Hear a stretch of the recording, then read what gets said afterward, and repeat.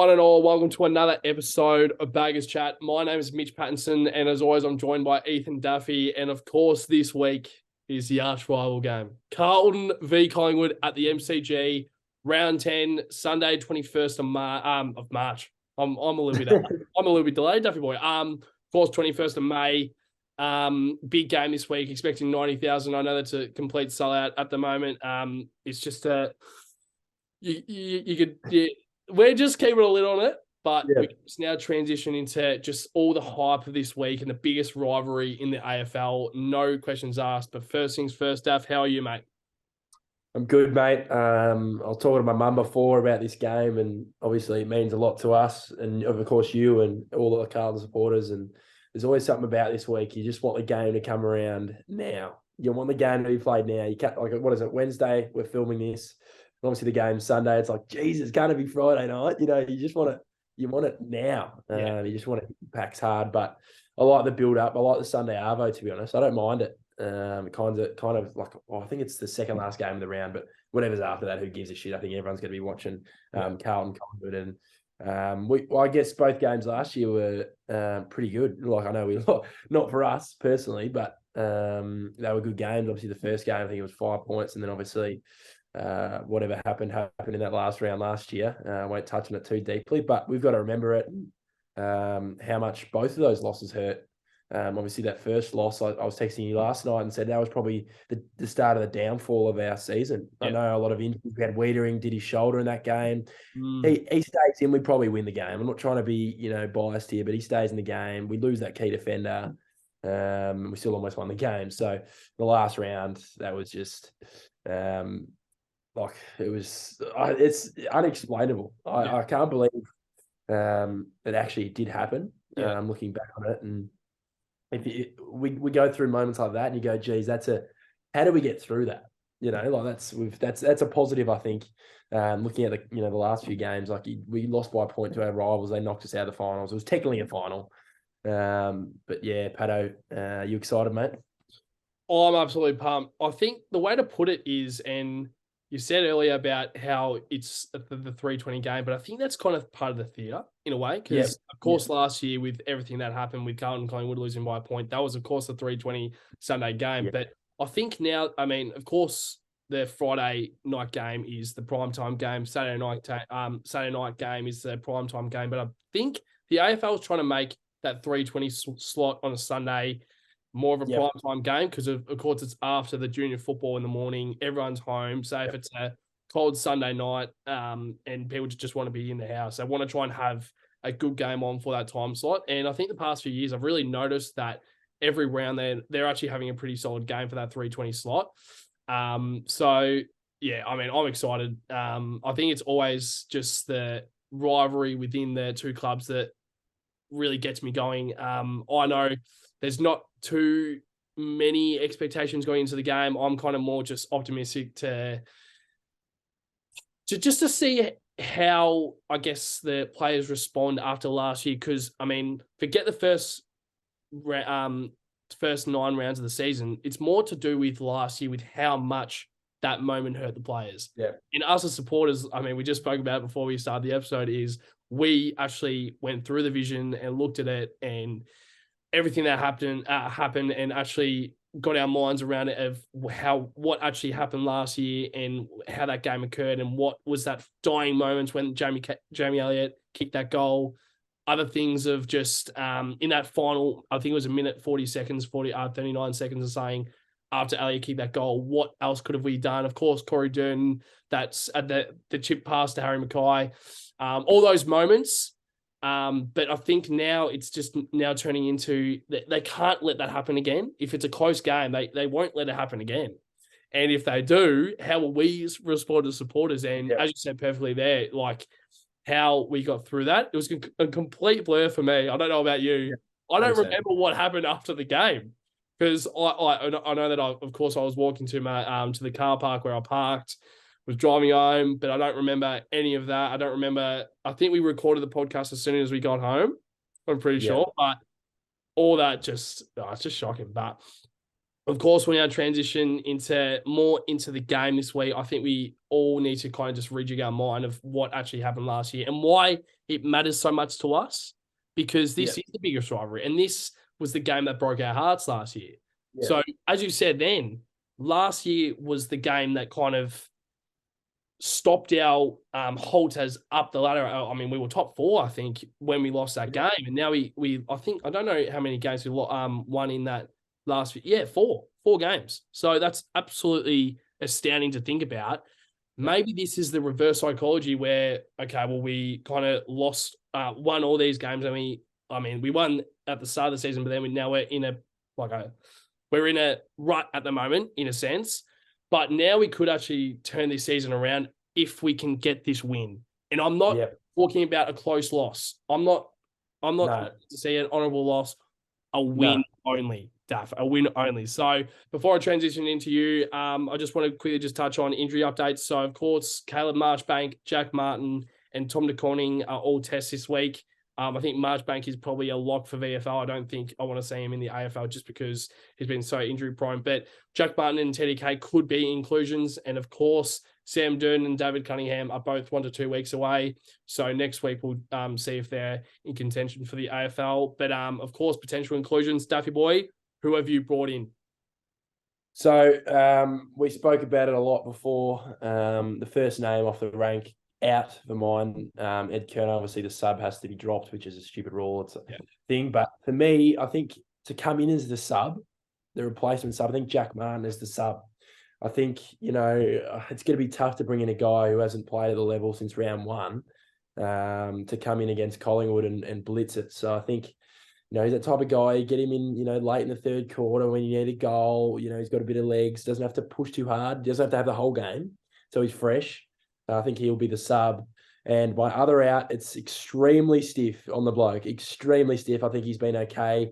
He was a little bit down last week and obviously came into the side for the first time ever a few weeks ago. I think it's Alex Chincotta. I think he will be omitted. I don't think that's, I think that's just, a learning curve, just to get some games and dominate in the VFL again and then see if he can knock down the door again. And I think for his first game of the year, it's going to be Jordan Boyd, who I think he's the type of guy who knows what it means to play for a big club like Carlton. I think since the first game he played last year against Hawthorn and onwards, he played that role perfectly, throwing his body at everything. His ball use is superb. He's got pace.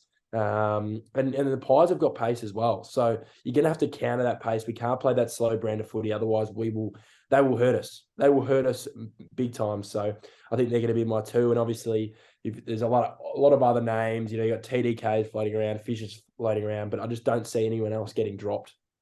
Yeah. My names are a little bit similar. I know that we need to actually work this out. I think Alex Cincotta, because I call him Cincotta. You call him Chincotta. Yeah. There's people who call him Chincotta. People who call him Cincotta. He needs to come out this week. I don't care if Cripper comes out for a press conference. He needs to come out this week and say what he's actually, how do you actually pronounce his last name, Daffy boy? Is it Chin? Definitely. Lock it in. Okay. Because even on the weekend, that lady that was coming for our home game, she says Cincotta. So I'm so confused. Yeah, well, she's the same one that pronounces Harry Mackay wrong and McKay. Oh, okay. Yeah, we'll move from we'll move on from that, David Way. So, of course, I completely agree. I think Ed Kerner, I don't think I want him as sub. I know that we were both optimistic last week, having him in as a sub just because he could be that point of difference, I guess, where if you were to bring him in 3/4 time, he could be whether that tagger or he could be that inside mid to get the ball out to a Walshy or a Chera. But I just don't think that really worked. I think that sub has to be that a player that can really be use his when he's fresh, he can use that. So whether it's pace, whether it's skill, I don't know. I just think that I don't know if Ed Kerner is really that perfect sub because he could be that guy that could he could play the 4/4 role, but I don't know if he could play that sub role. So I think he's an out. I've got the exact same Alex Chincotta. I think he has to come out. And I've got Ollie Hollands as well. So, of course, I don't know if that was an injury. I'm not too sure exactly what it was. But, of course, he was subbed out. And I hate to say it, but I think he almost might have to come out because you've got Cottrell who played quite solid last week and he can build over the next few weeks. But I know how much Hollands would love to play in this game because he's that Navy. He's a guy that bleeds blue. He's been that guy that supported Carlton all his life. So they're my changes.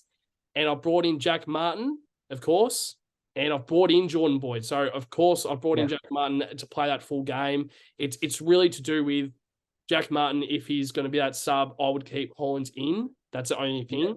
I really would love to keep Hollands in, but I think Cottrell played a lot better last week playing as that winger. So if Jack Martin comes in, that means that Matt Cottrell can well and truly hold that wing and Aiken will be another winger. So that's my only opinion. Very stiff on Ollie Hollands. But before we move on to the backline, Daff, what's your thoughts on Ollie Hollands and whether you think that might actually happen this week? I think he was one of our better players on against the Dogs. Obviously, I'm not sure about the injury. I'd imagine they would have, there would have been a bit more about it. Hopefully, it's just more of a, precautionary, which I think it is. But no, I think he has to play. I think he's got the heart for it. But like you said with Cotters, I thought he was superb, and it's his first game back since last round last year. So there's something about Cotters. There's something about him I really, really like. I just think he's got that size about him, hits his targets, runs his Ks, and he's going to start putting some pressure on Blake Acres. I'm going to say that right now because I think the last 2 weeks he's been appalling. Yeah. I think his ball use has been appalling. I think the first weeks leading up to that, he's superb.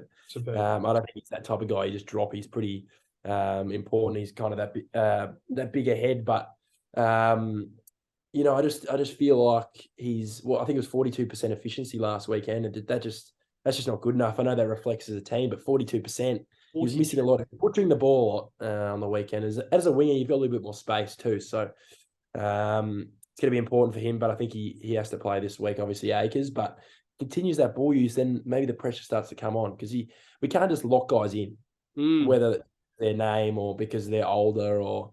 But yeah, he'll stay there. But I think Cotters is making a case for himself that he's lock on that wing. Yeah, and it doesn't matter whether it's this guy's on 800K or this guy's an All-Australian. It doesn't matter.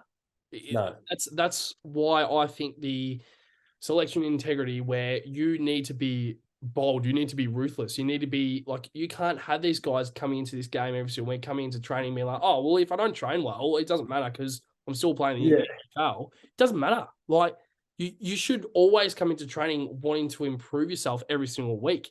And if you're coming into to training and be like, oh, it doesn't really matter. Vossi's he's not too harsh with calls. He probably won't drop me. Next minute, I omitted.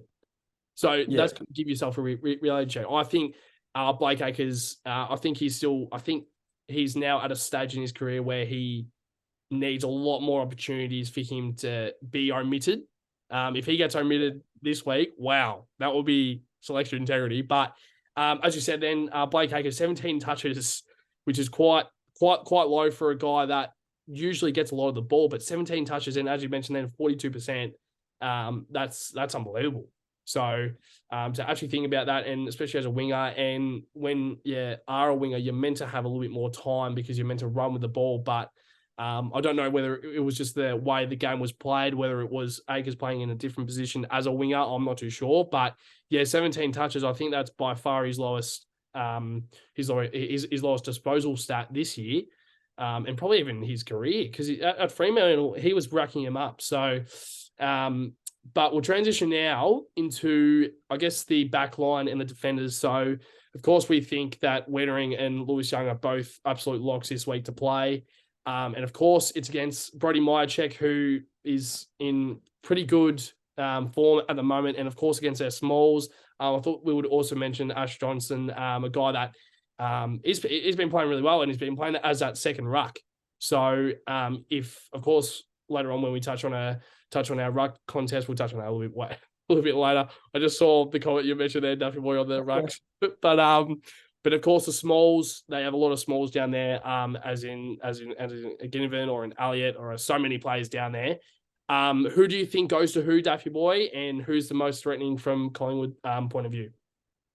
Oh, they're pretty dangerous and unpredictable down there. I think obviously the one thing that kind of, I know they're top of the ladder, so you can't really say many negatives, but the one negative they have is, I think when it comes to when they have finals, or I'm not having a go at them, I think they're very, very good, and I think they'll make the grand final the way they're playing. But just that key forward, they don't have that key pillar, that one guy, but it almost helps them in terms of someone else kicks 5 every week. My chick isn't going to kick 5 every week. They're so unpredictable. You don't know who's going to kick the bags of goals, but you know someone will. Yeah. And obviously they've added Bobby Hill, who's going pretty handy himself. Ginnivan was dropped a couple of weeks ago. It was the Saab, and it was a bit of a all over the place. But geez, it's going to be tough. But my chick, they're almost too small for us. Maybe you go on Wiedering on a my check, maybe, and maybe a Youngie on Ash Johnson, which could be all right, I reckon. But and then you got Gov as well. So you play Wiedering as the intercept. I think we have to almost. I think he's just a little bit of a liability currently on those big guys. But look at the size of the bloke; he should be picking up these key forwards. And they've got their smalls: Bobby Hill, Ginnivan. Jamie Elliott's in there. They always rotate side bottom and all those guys around there. Those dangerous blokes kick goals against us every year.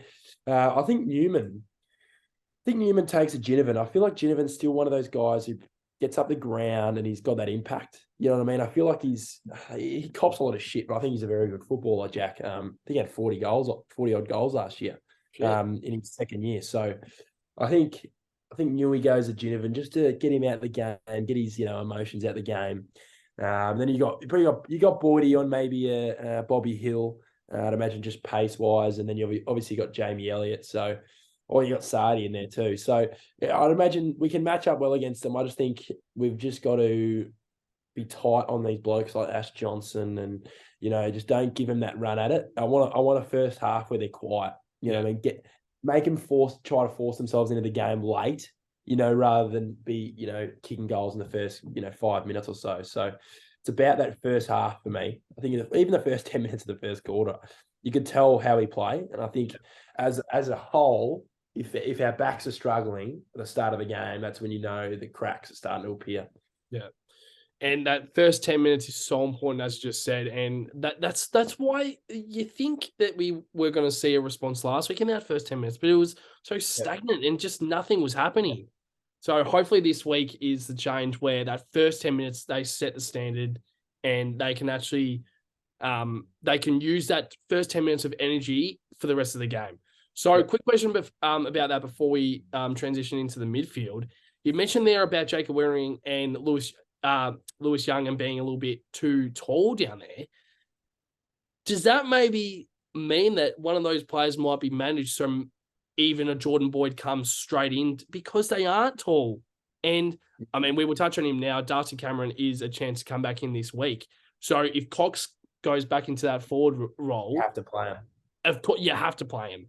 Play them. But I think it's more just down to, I don't know, like, I don't want to be too tall down there, because the exact same thing with our forward line. If we're considering bringing TDK, I don't want to be too tall down there. Yeah. So it's kind of like for like, but it's also, there's also pros and cons for it. It really is. So what's your thoughts on that, Daff? Could one of these guys maybe get dropped or managed this week for this game?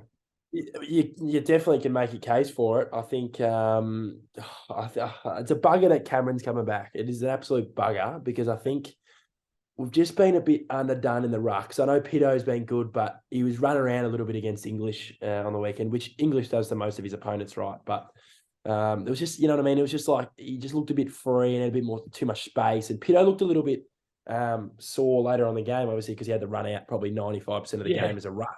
Yeah. So that's the issue. That's the issue I'm kind of trying to arise here, that once those two tools come in, you've got them rotating up forward, and you've got a genuine ruckman in Cox and a genuine ruckman in Cameron going in the middle against a guy who's rotating with Jack Silvani, for fuck's sake. So, but yeah, with those defenders, if they didn't have Cameron coming in and only had a Cox in the ruck, then you'd probably make the case for it. But I think a big game like this, I think it's too big of a statement to drop a Wiedering or a Young, because I don't imagine going in a game going, geez, like everyone will be talking about it. Imagine the media would blow up like a fucking shitstorm. So just keep him in the side and then just see what happens, because I think he just needs to be managed, Weeders, if he's mentally not ready. I think he just needs to stop playing for a couple of weeks if he continues, but hopefully he's turned the corner. Yeah. And one more thing about that. So with Lewis Young, what we've been seeing is he's been going into that ruck as a second ruck. And of course, last week, Silvani was the only guy that was that second ruck. I don't want Lewis Young anywhere near that second ruck. But maybe we do see that this week because they aren't as tall down there. So I think Cameron is an absolute lock to come back in. And of course, this won't even be a conversation. But if Cameron isn't named this week and Cox is still that number one ruck with Ash Johnson coming in as that second ruck, what does that mean for Lewis Young? So I think I don't want him anywhere near the ruck because that, in my opinion, that's fucked up his progress in a way. And Silvani, Silvani is so much better when he's up the ground and getting the ball as that lead up forward. He's up the ground anyway as that second ruck. So if he's getting the ball, it's like for like, isn't it? I don't know. So no, yeah. I think with Young in the middle, I think it's a bit of a liability as well. I just don't think he can run with a ruckman. You know what I mean? Like a guy experienced. I think Darcy Cameron's one of the better ruckmen this year when he's been fit, and Cox as well has been quite good. I hate to say he's, we're not very fond of him here at the Carlton Football Club, but and Sauce hurts my brain in the middle too sometimes, but it's really frustrating, this whole ruck situation. It does my head in. It's like a lot of stuff does my head into this club, but this particular, you know what I mean? Every week we're talking about it. It does. I just want two blokes or one bloke I know, yep, he's the fucking ruck. He's the ruck. Yeah. Back when we had Matty Cruiser, he's named straight in it'd be the first name in the best 22. Yeah. Matty Cruiser, bang. And you have maybe Levi as the fucking second ruck. You know what I mean? And you're not too worried about it in terms of, but it's going to be tough, mate. We'll now, of course, move on to the midfield clash. And as every single week, we're going to name three midfielders from our end and three midfielders from their end. I brought in Sam Walsh once again this week. Matt Kennedy out, Sam Walsh in. And from a Collingwood standpoint, it's quite tough to see what sort of mix they're going to do because I have so many players that can go through there. So I've picked three names. So, of course, Patrick Cripps, Sam Walsh, Adam Chera up against Jordan De Goey, Tom Mitchell, and Taylor Adams. So, of course, you can also mention that Josh Dacos transitioning through there, Scott Pendlebury as well. Even Jamie Elliott, who's been playing a little bit up the ground in that set of bounce attendances. So there's a few players that can, of course, go in there. And I think there's, of course, other players like a Maynard or even just a Jack Crisp as well. So out of those three from our end, and of course the three names from Collingwood, who do you think is the most threatening for you, Duffy boy? And who do you think is in for a big game from our end? Yep, it's another challenge for our midfield, I think. I think we've got the issue the last few weeks has we've won the clearance battles, I think, most of the time. We've had a lot of the ball most weeks. Our mids have a lot of the ball. That's not the issue. I don't think that getting the ball, I think the effort's there in terms of, the clearances and stoppages. But it's just that turning those clearances and stoppages into these entries that are dangerous. I think the beginning of last year, our entries were so good, like deep, cutting angles, not predictable. We were, much better going forward. And then, this is probably one of the toughest matchups we'll have. I think with the addition of Tom Mitchell to their side in the trade period, he's been the clearance beast they needed. Really, they needed that guy that's he's in there every week. He's, like I said before, he's one of those guys he's in the best 22. He might not be the best player, but he's generally one of the most important players. One of those cogs in those teams. You really need those guys to get you going. I think he had 36 last week against the Giants, which is crazy numbers. He's always put up, obviously, big numbers being a kind of accumulator type of player. But looking at these three names, obviously, De Goey's in a career best form. Tom Mitchell's looking good. Taylor Adams, always a little annoying pest against us. He always has to go at Cripper about 2-minute mark of the first quarter, I reckon, every game we play. So, and like you said, obviously they got good players, good role players. Obviously they got Josh Dacos running through there, who's having a great season as well. Very underrated season. Obviously his brother's got the spotlight, but he's almost equally as important on the wing and through the midfield, half forward, kicks his goals. Like, he's a perfect kind of utility player. So big week for our captain. Big week. Always a big week for our leaders. Obviously, Walshy a leader as well. I think Cripper's been down the last few weeks. Thought he was down the other night. I just think he had no impact on the game. I just think it was 0 tackles the first time in his career. And I think, him looking at that game, he'd be extremely disappointed, of course. But I think the way he came out in that press conference the other day was quite good. I think it was quite good. Obviously, he was on edge. Yeah. Obviously, they're disappointed about the results, but he kept a calm head in terms of they know they can do it. They've got the belief that they can do it. I know that's words, and if we come out like shit against Collingwood, everyone will have to go at him for that press conference. But you got to say the words before anything happens. I think, as a leader, you're at a press conference, these questions are asked of you. And he dealt with them pretty well. Obviously, he said we wanted to play at the back end of the year in September. We want to have our chance to have a go at that. And obviously, Walshy's kind of come back to form as well, which is good. He's so important for us, Walshy. He's the guy who kind of cuts those angles a lot of the time. And then Ches, who I reckon is probably leading the BNF, I reckon, as of probably him and Charlie maybe up there, I reckon the top 2, top 3. So it's going to be a big battle, Pato, but what do you reckon? I reckon we can do this. We can do this, but it will be tough. I reckon we can definitely do this. And of course, I just said Paddy Cripps. It was good to see a leader come out this week into a press conference. I know that the media has been saying quite a lot, especially this week of, I think it was Footy Classified. I think Cara Wilson was asking like the leader or the coach, so the captain or the coach, to come out and do a press conference. And of course, the day after, Paddy Cripps did one. So I think it was good to hear him speak and know how much this club means to him and how much he wants to play finals. And he mentions a lot about the progress and the unity that they have in the club is so important. And that's the only thing that we can really focus on right now. And I actually agree with that. Because if that's not there, then you're not winning games. So, like, there's supporters, and I was like that last week or 2 weeks ago, that when they were saying, oh, no, we just want to focus on the unity. Well, I don't give a shit about the unity.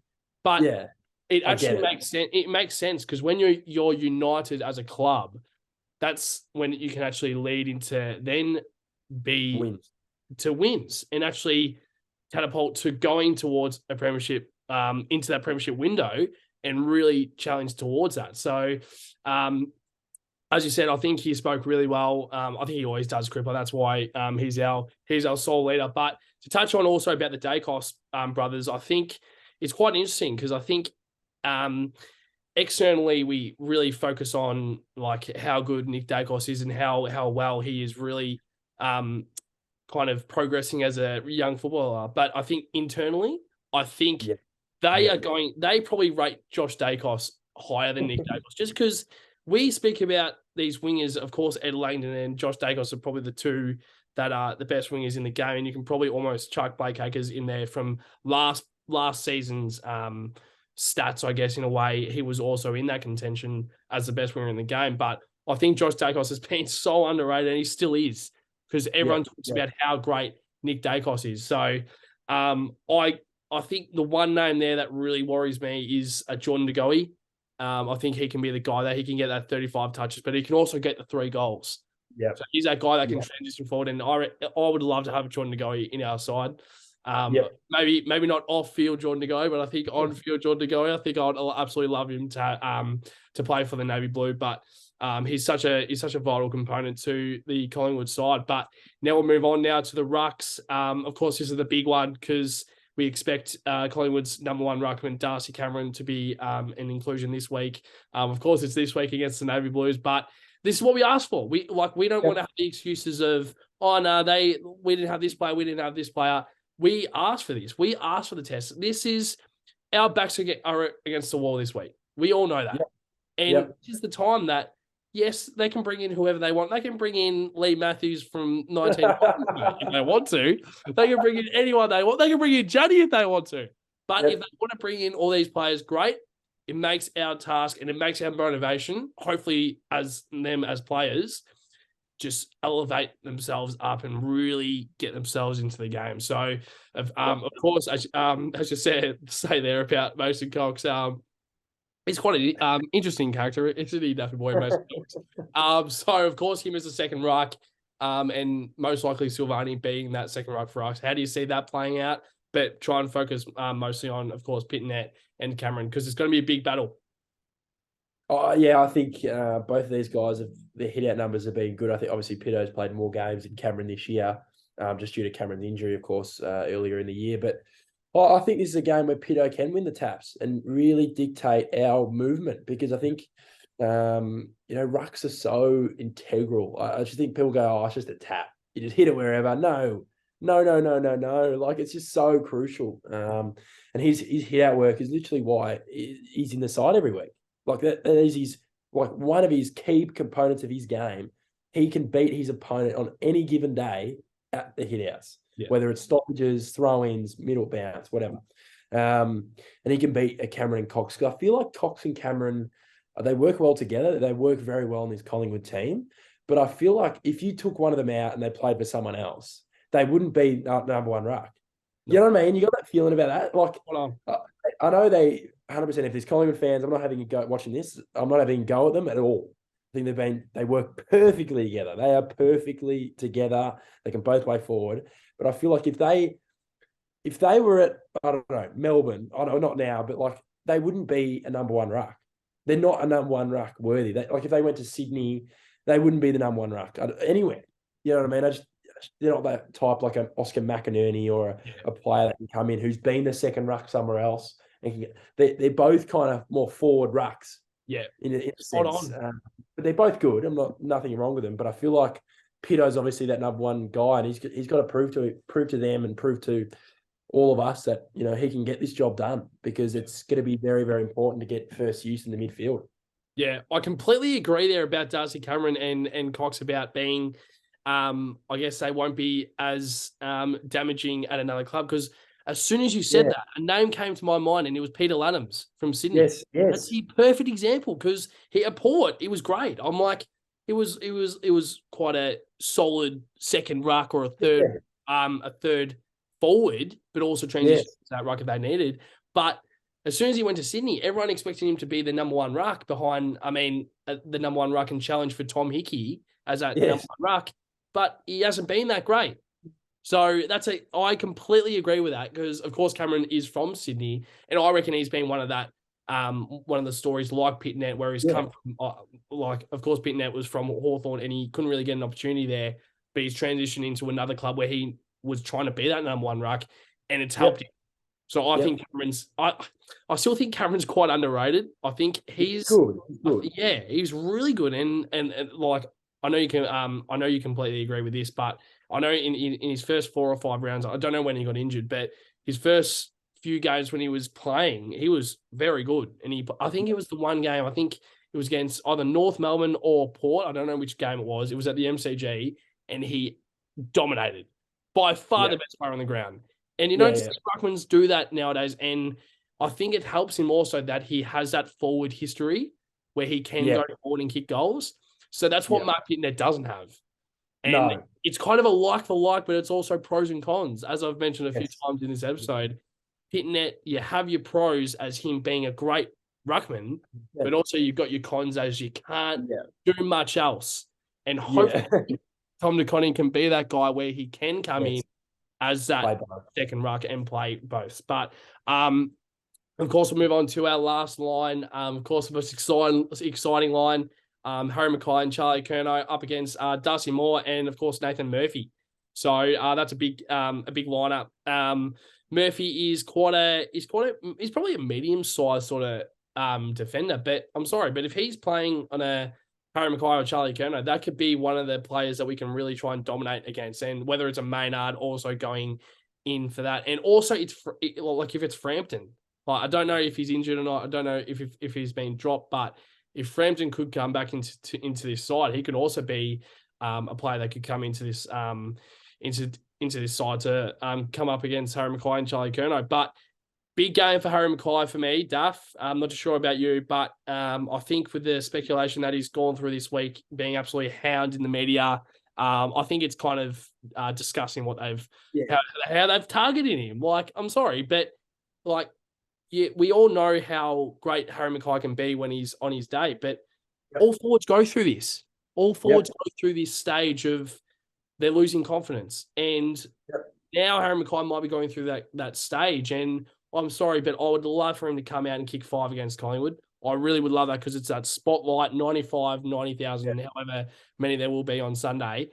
That will just be the perfect game for him to come out and just say, I'm sorry, but fuck you. To all those people that have doubted him, if he could just come out and just dominate a game, that'll be great to see. But Daffy boy, what's your thoughts on this line? Yeah, I think it's crucial. I think it's been losing us the game in terms of forward entries haven't been particularly fantastic, and we haven't been scoring enough. That's the issue. I can't believe that's an issue with these two up forward. But for mine, I think on what you were saying about Harry, of course we're frustrated. I'm frustrated with how he's playing. Like that's just how, as a fan, we're the stakeholders of the club. We put money in this club. We watch it. We love these guys. We've seen him do it. He's proven. That's one word for every person who's giving him shit. He's proven. This guy is proven, right? You can say, oh, he's the worst coal medalist ever, da. Bullshit. Just scrap that shit. We talk about forwards every year. There's always that one forward they always put the spotlight on when he's struggling. Joe Danaher, last year, I reckon. Hipwood, the same forward line. Same forward line. You got all these. I remember back in the day, I know Matty Richardson, superstar, he would have kicked 300, 400 more goals if he didn't have those confidence issues sometimes in front of goal. I remember there was a game, I don't know what year it was. I was extremely young. I remember he kicked 2 goals, 7 against us. We won the game, kicked 2 goals, 7, Richo. And this is a superstar of the game here. Imagine if that was Mackay this weekend. How much shit he would cop. Yeah. You know what I mean? It is unbelievable. We're in a stage where we're worrying about mental health. We're promoting men's mental health, women's mental health, and you hop on the back of a guy in the media all week. Yeah, it's pretty fun. It's pretty hypocritical, that shit, because, like, I know Mark Robinson's trying to do his job. I know they're all trying to do their job, but there's a lot of articles just having a go at him. There was an article today saying it's going to be one of Carlton's worst ever deals, signing him till 2030. All I want this week, when, they call the names out on the big screen, when his name is called out, every person watching this video, I want a fucking loud roar. I want a loud roar for that guy. We need to put our arms around this guy. He's going to be a superstar for us. He already is a superstar. We know that. Put our arms around him. Support the guy every time he touches it. Get around him. I don't want to hear moans. Imagine when he hears that. As a footballer, like both of us have played football in our time, it's all about mental. Yeah, 100%. It's struggling with mental. You think you're up against it. People aren't liking you. You're getting judged. Yeah, he's going to be playing in front of 90,000. If there's going to be people booing him from Collingwood, laughing, whatever. That's who gives a fuck about them. But if he hears positivity and that support from us, it'll get him up and about. And I think the worm will turn for him. And I think he's just currently got the yips. A bit of confidence issues. And obviously Charlie gets it done every week, doesn't he? The ball use he's been getting, and he's almost leading the Coleman's pretty fucking hilarious. So, and with Darcy Moore, he's a good defender. Murphy, but they're both very similar again in terms of they work very well together. They're perfect for the brand of footy they play because their ball use is superb and they're attacking all the time, those two, with ball in hand. But we can hurt them. We can hurt them because I think they're two big boys, Harry and Charlie. Yeah. If you can get the ball to ground, kind of eliminate that Darcy Moore in terms of his impact in the air, I think it's so crucial for a Harry to get hands on the footy, get the down to ground. And as you typed in before, the small forwards, huge. They were huge in that quarter last year, round 23. Motts, especially with those 2 ripping goals. He kicked. Always has been superb. And Durds is, he's still got that pressure. He's that guy who keeps up that pressure every week. And as long as I'm not seeing a ball going inside 50, a 1v5 to fucking Corey Dern in the forward line, I'll be happy. And I back these boys in like you do. I know. Yeah.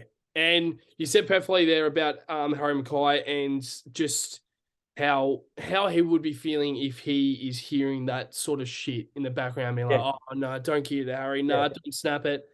And it's also like, I'm sorry, but as you said, we both played football in our time. We both played a lot of years of football in our time. Yeah. We can all be skillful. We all go into training and we all kick bananas and snaps and we all kick them every single time Yeah. because we somewhat are skillful. But it's then going into a game where you like the game management is a different beast. And if you go into Yes. the game and if you have shit mentality, then you're not going to perform. And 100%. and we spoke about, I think it was a few weeks ago when I first came back from America, and it was about Harry Mackay with how well he spoke on Dylan Friends and how he speaks about how he weekly goes to how he goes to psychologist and how he kind of speaks about his football and I'm sure other issues as well in his life, but mainly about his football and why he's missing and all that stuff. But I think he's by far the hardest worker in the club. And I feel quite bad for him because you know how much he like out of everyone. Yeah, us supporters would be watching him miss, and we're like, no, and we get that. We get that. We get it. We do. Yeah, we completely do. But you got to feel for the guy because you know how much he would be hurting, and I feel so bad when because just even I feel like he's sometimes holding back tears in a way. When he does lose and when he has that moment of holding their like getting two hands on the footy and having the chance to get your side back into it and he misses, if they do end up losing, you can just tell how deflated he is. I do feel really bad for him, and you can't feel bad for him because also he doesn't give a shit if we feel bad for him because he is by far the guy that he's the guy that he isn't defined by people who talk shit about him. He goes out and he performs. Like he doesn't give a shit about the week before. He forgets that. And all these players, Patrick Cripps said it as well in his press conferences, in his press conference. He will back him in every single week. So if you kick it into if Harry's in a 1-on-1, you've got to absolutely lace him out and back him in as a captain and as a player. I think, and as you said, and also about the small forwards, it's once again a big game for them to respond. Charlie Curnow, of course, as the other key forward, I think he can just keep doing his Charlie thing. But of course, small forwards, it's a big game for him because if he can start to get some early goals, massive chance for him to really dominate a game, maybe kick 4 or 5 goals, but who knows how the game plays out. Corey Dern and, of course, Jesse Motlop, if they're both named, we don't know what Voss is going to do with selection, but let's hope they're both in and let's hope they can really start to dominate this game like we know they can. So, of course, would you want to touch on one more thing for the forward line, Duffy Boy, before we transition into predictions? I want you zipping around, zipping pace. I want pace. I want blokes crumbing balls. I want pressure. That's all I ask. That's all I ask. Intent from the first bounce. Like I said, first 10 minutes, you can tell how we play and how we can set ourselves up for the game and ultimately, hopefully, the victory. Because first 10 minutes, if we're on, gets a little bit on the back of Collingwood because they're so confident. They'll be ready. There's no doubt they'll be ready the first 10 minutes, but it's just a matter of we're ready. We're ready for the challenge. Yeah. And it's so important that first 10 or 15 minutes, and they will be buzzing. Like, how can you not be motivated by Michael Voss and the amount of football knowledge he has and hearing him speak? How can you not be motivated? Mm-hmm. So that even the first 5 minutes, just show the intensity, and that can set the standard for the game. Because that can just set, I can't wait for Sunday because I really think, and a lot of people are saying this, but I just think this could be the turning point in our season. And of course, if we lose and we and we go into the review, we will be very, very heartbroken because this is the most important game of the season. This could really be the turning point. So I'm really excited, but also just hoping that we don't fuck it up. So of course, we'll touch on the match predictions. Last segment of the episode, of course. So Daffy Boy, I need your best on ground, your point of difference, and of course the winner plus margin. Yeah, well, like I say every week, my mind swings throughout the episode when we're talking. When I hear you speak or when I hear, the whole conversation, my mind thinks about the predictions. It leads to this moment right now. And my best on ground, it's going to be Harry Mackay. He's going to put himself on the map once again, and he's going to show why he's the best, and he's going to let Darcy know and fucking Coxie know that he's the big man down there. But point of difference for mine, it's a guy who I think will come in. I think he's going to come in the sub, but I think he could play full time, like you said. I think it's going to be Jack Martin. Yep. I think he's almost a definition of point of difference, because he barely does fuck all game, and then he'll somehow kick 3 of the best goals I've ever seen. So he's, you know what I mean? He's the perfect point of difference player. You can say every week, Jack Martin, because you just don't know what the hell you're getting out of the bloke. But winner and margin. Has he changed? I said before the episode that I have no reason to tip us, and it has to be correct. We have no reason to think we're going to win this game. I've read a few tweets during the little break we had, and the winner of the game on Sunday afternoon is going to be the Carlton Football Club. Oh, my word, Tommy. I don't think, actually, before you get the margin, I don't think you actually realised, because I think last episode you said if you tip Carlton, I think you have to pay someone like $100 or something, every single person who views it. I think so. I'm pretty sure the last episode we got almost 1,000 views. So that you'll be paying up, Duffy boy, next week. Make us get up. 10 grand out of pocket. The winner is going to turn the corner. I think this is, like you said, big game, has to be done. Yeah. Has to be done with massive underdogs. I'm not confident at all. Not confident. But there's something in my brain. I don't know what part of my head, in my massive head, that this little confidence is coming out of. But it's going to be the Blues by 17 points at the MCG. Wow. The mighty Carlton Roar. It's not going to be too close. We're going to get it done. We're going to get it done. No fucking comebacks. Hopefully. Not going to jinx it. But they're a tough side. I don't want that video to come back. Remember I said, enjoy your off-season or whatever last year. I'm saying that again. So whoever knows about that video, I'm not saying that again. Collingwood are a great side. It's going to be tough. But I think we're just going to get the chocolates this weekend by 17 points. Pato, on to you, mate. All right. So let's get into it, shall we? So, of course, we need to respect. They are the benchmark right now. They are the premiership favourites. Everyone thinks that they are pretty much destined to win the premiership. Yep. But if we can just get a win on Sunday, 3:20 at the MCG in front of 95,000, this is going to define our season, Daff. And it's just, I can't even. It's halfway through the season and it's like a grand final, mate. But I don't care, because if we win, there's no way that we can't. And you watch, we'll beat Collingwood, but we'll lose to North Melbourne. Who knows? But let's just hope that this is going to be the season-defining performance for this club to finally click and just go up the ladder. So, best on ground. You mentioned Harry Mackay. Absolutely love it. I'm going for also a big name. Big performance by our captain, Patrick Cripps. Mate, could you imagine if he just gets, if Taylor Adams comes over to him and be like, oh yeah, I'll be tagging you, mate. Cripps just be like, mate, you're a little flea, mate. Get fucked. Cripps will be up and about, because he wants to be that leader that can drag his side over the line. And I'm just so looking forward to seeing him play, of course, but also have a little bit of a redemption of how much that hurt last year.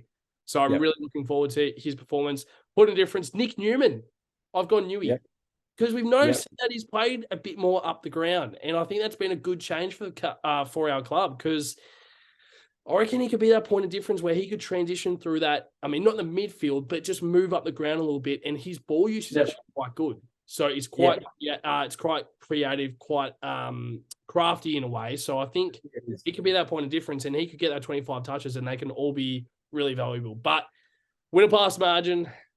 All right. Shall we get into it? I was pretty optimistic I was pretty confident that I was going to tip Collingwood, but I'm going to Blues. Vegas. Come on, the Vegas. I don't care if our odds are $29 against the Pies, mate. I don't care. We are the Carlton Football Club, and you watch, this clip right here will make the bite us in the ass, but I don't care. In the moment, you live in the moment. So, Blue Baggers by 5 points. I've gone us by 5. So I've gone us in quite a close game. And it's very similar to last year where game management, we had them. We were there. Had them where we wanted them. It's going to be the other way now. We are like, whether it's going to be a week, you could go in the last quarter, I don't know. I mean, in that last few minutes, I don't know, but I just think it's going to be a close game and we're just going to hold on. And it is just going to be, I don't know. I'm just come on, mate. I just want the Baggers to get up and about. But of course, we're really looking forward to this week. Carlton v Collingwood, by far the best rivalry in the league. We've said it a few times this episode, but David Boy, is there anything else you want to touch on? Just before you do, it is, of course, Sir Doug Nichols round this week. So I think this week and next week, we're also wearing our Indigenous jumpers as we did last year. But, of course, it's still great that they're designing jumpers and stuff and getting the whole culture involved. And, of course, the original owners of the land. I think it's great how they get all that involved. But, David Boy, is there anything else you want to touch on for that and also for the episode? Yeah, no, I think it's great. I love all the designs around the league. There's been some good ones. Obviously, there's some teams having their names obviously changed for the next couple of weeks. Obviously, with Melbourne and Narm, and I think Port Adelaide and Freo are also doing it with the original names. And I'd imagine over the years it'll be all the teams. I'd imagine doing that too, just following along. But I really like our design this year. It's something a little bit different, kind of that lighter blue. But I like it. There's something about it. I think first time we played them. Last year we did wear the Indigenous top as well. So it will be interesting, man. Hopefully it's a different result compared to the last 2 times we've played them. So let's just get it done, Pato. We've had enough of this shit football. I think it's round 1 to 9. Let's just forget about round 1 to 9 and let's just go from round 10 to round 24 this year. So let's get it going because we're sick of shit, and this is the Carlton Football Club. I want to hear the roar on the weekend. I want to hear the mighty Carlton roar because I'll tell you right now, you can talk about all the other fucking teams you like. When we're up and about, there's nothing better. No. Prove me wrong. Maybe Collingwood can match us. They're pretty good. Us and Collingwood are the best in terms of fan support. So it should be a ripper. They're a good side. It's going to be a tough challenge because they're playing some great footy that we're both very jealous of, I'd imagine. So let's get it done, Pato. Yeah, completely spot on. Couldn't have said it any better, Daffy Boy. Great way to end the episode. And of course, to the viewers, thanks so much for sticking it with us for this season. I know that we obviously have been a little bit up and down. Some weeks we'll be really happy and some weeks we'll be a little bit down. But I think just coming out and doing content and even just focusing a little bit more on, I just guess, how we're kind of privileged to actually be able to talk about our thoughts every single week and being able to come out here and always touch on what we think of the game. It's just really good to come out and speak about it. But of course, just a massive game this week. It really is. We've touched on it many times, but season defining performance. It really is. It's this week. This is the week. We've been calling for it last week before. When are we going to respond? This is your last chance. I'm giving them one more chance. This is their chance for them to respond. And just so looking forward to it. To the viewers, of course, like, comment, subscribe. Make sure to share this channel around. And just hopefully try and get down there to the MCG Sunday 3:20. And I just can't absolutely wait for Sunday. Of course, Davey Boy, and to all the baggers, up the baggers.